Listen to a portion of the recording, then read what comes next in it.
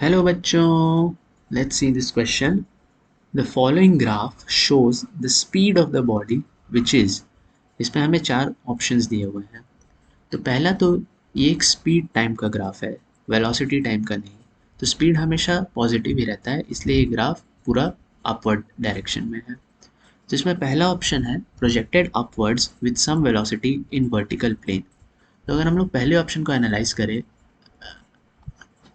तो उसमें अगर हम लोग एक बॉडी को ऊपर फेंकते हैं वी वेलोसिटी से, तो वो एक पॉइंट जाके उसकी वेलोसिटी ज़ीरो हो जाएगी और फिर जब वो नीचे आएगा उसकी सेम वेलोसिटी हो जाएगी. तो अगर हम लोग देखें टाइम इक्वल टू ज़ीरो पे उसके पास एक गिवन इनिशियल वेलोसिटी होगी, लेकिन इस फिगर के according time equal to zero पे उसकी वेलोसिटी ज़ीरो है. तो ऑप्शन ए इज़ रॉन्ग.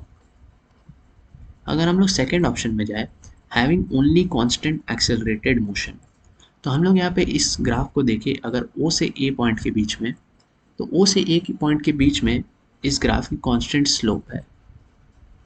इसका मतलब ये है कांस्टेंट स्लोप है तो कांस्टेंट एक्सेलरेशन होगा. लेकिन अगर हम लोग ए से बी के अगर में देखें तो इसमें भी एक कांस्टेंट स्लोप है, लेकिन वो है जो नेगेटिव है. तो इसका मतलब ए से बी में रिटार्डेड मोशन होगा. इसका मतलब having only constant accelerated motion तो गलत है. सेम यहाँ पे भी सी ऑप्शन में भी होगा कि हैविंग ओनली कांस्टेंट रिटार्डेशन, ये भी गलत है. इस बॉडी के पास दोनों है.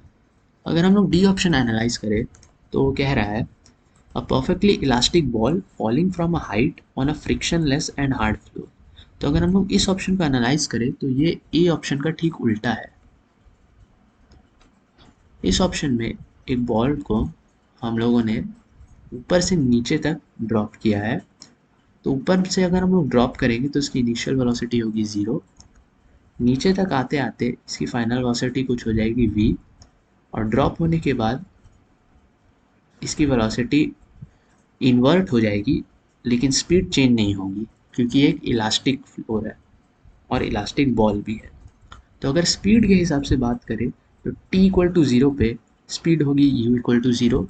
फिर धीरे धीरे ये बढ़ के v तक जाएगी और ये कॉन्स्टेंटली जाएगी क्योंकि ये कॉन्स्टेंट एक्सेलरेशन रहता है g का डाउनवर्ड की डायरेक्शन में. v का डायरेक्शन चेंज होगा लेकिन स्पीड हमेशा पॉजिटिव ही रहेगी. तो इसके मुताबिक t इक्वल टू ज़ीरो पे बॉडी की ज़ीरो स्पीड थी. ए पॉइंट तक आते आते उसकी एक मैक्सिमम स्पीड आई जो कि ये v है, और फिर उसके बाद यही v से उसकी स्पीड धीरे धीरे घटकर वापस ज़ीरो हो गई.